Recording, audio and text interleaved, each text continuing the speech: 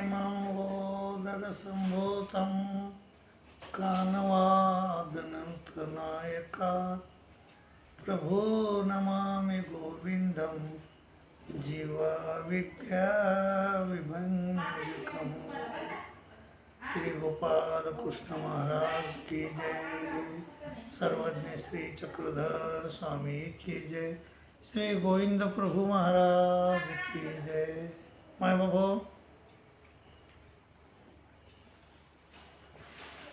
आपण जर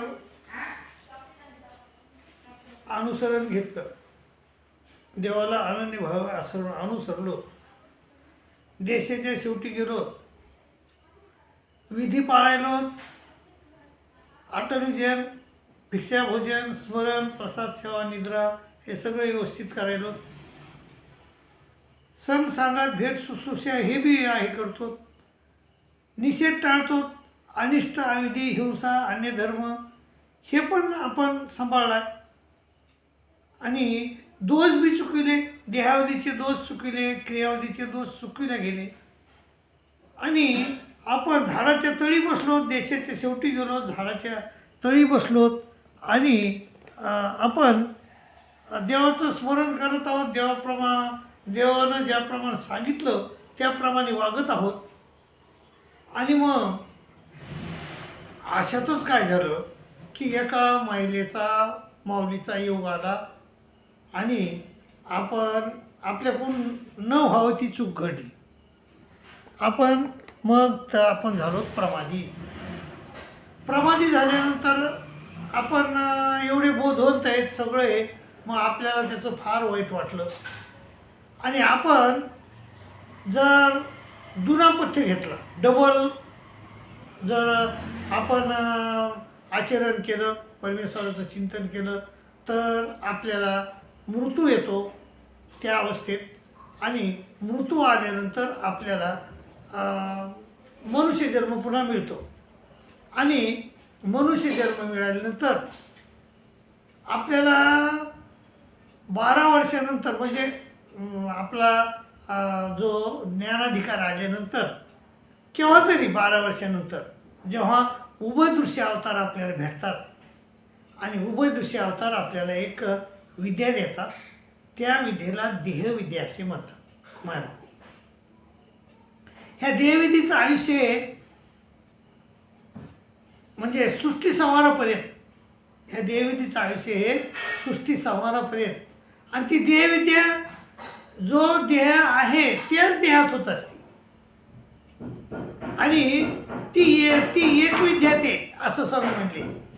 आणि ती विद्या झाल्यानंतर आपल्याला ती विद्या, जसे दुसरे विद्यावंत असतात तर ती विद्या दुसऱ्याला देऊ शकतात आपल्या जवळची, तसा हा विद्यावंत जो आहे देहविद्यावंत त्याला तनुसाधन असे म्हणतात, देहविद्याला तनुसाधन असे म्हणतात. तर ते तनुसाधन आपल्याला दुसऱ्याला देता येत नाही, एकी विद्या येते असं स्वामीने म्हणले. आणि त्या माणसाची हेम काय होते, वज्र काय होते, हेम काय होय, वज्र काय होय, भूतेपर्यंत गमन दर्शन आणि अष्टभूतापर्यंत अष्ट याच्यापर्यंत जाऊ शकतात ते आणि तिथून कर्मभूमीपर्यंत येऊ शकतात. आणि एवढं गमन दर्शन आहे त्याला. आणि ही विद्या फक्त उभयदृश्य अवतारच देऊ शकतात, परदृश्य नाही, आवरदृश्य नाही. आणि अष्टभैरवपर्यंत, भूतेपर्यंत अष्टभैरवपर्यंत ते जाऊ शकतो तो माणूस आणि खाली येऊ शकतो.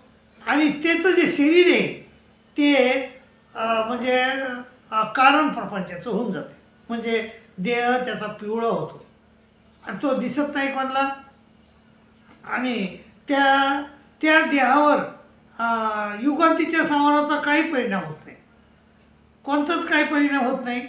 हेम काय होय, वज्र काय होय आणि तिथं मग नंतर तो माणूस सृष्टी संहारापर्यंत तसाच फिरत राहतो. आणि मग नंतर सृष्टी संहार होताना इतर देहाला, इतर जीवाला माया हरितात नेऊन ठेवते, त्याप्रमाणे याला देखील हरितात नेले जाते आणि याच्या देखील सूक्ष्म प्रपंचाचा म्हणजे त्याच्या अंगावरले जे मळ आहेत, सूक्ष्म प्रपंच म्हणतो आपण त्याला, त्या मळाचं क्षालन होते सगळ्याबरोबर. आणि मग हा कुठं जातो, हा पुन्हा तमात जातो, हा देहविद्याहून तमात जातो.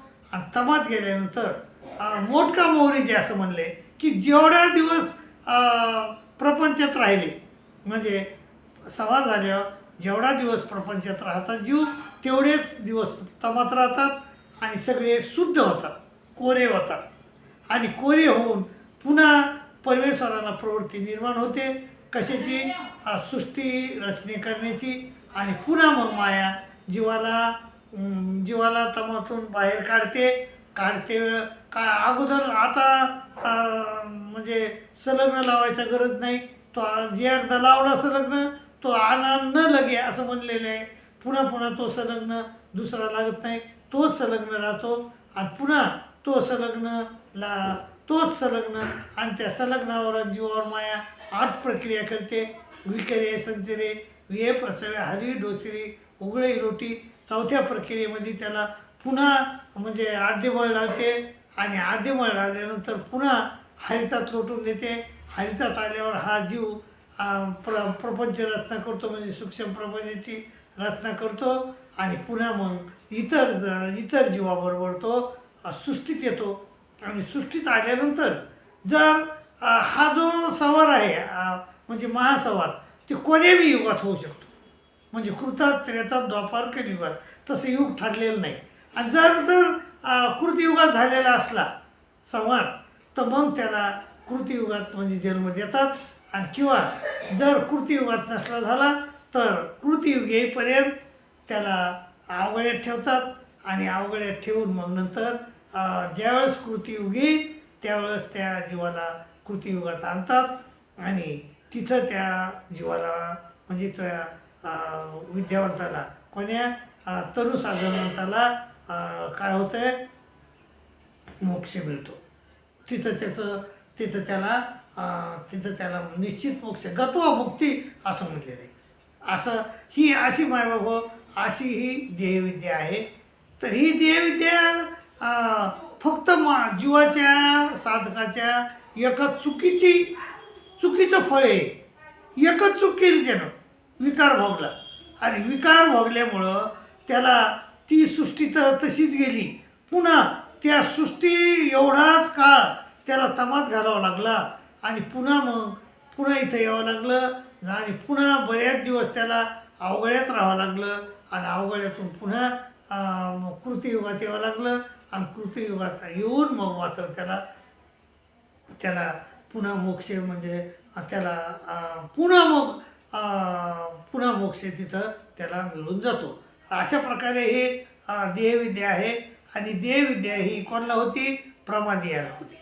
देहविद्या ही जो विषय प्रमादी आहे त्याला होत असते. मायबाबो, ह्या देहविद्येचं जे वर्णन आहे, जे माहिती आहे, माझ्या गुरुजीने मला दिल्याप्रमाणे आणि माझ्या अल्पमतीप्रमाणे मी तुम्हाला सांगितली. तुम्ही ही ऐकून घ्या. आणि त्यावर काही चूक झाली असली, त्यात काही चूक झाली असली तर मला सांगा. मी ती चूक पुन्हा दुरुस्त करून घेईन आणि पुन्हा दुसरा व्हिडिओ टाकीन. आणि तोपर्यंत मला रजा द्या. दंडोत प्रणाम, दंडोत प्रणाम, दंडोत प्रणाम.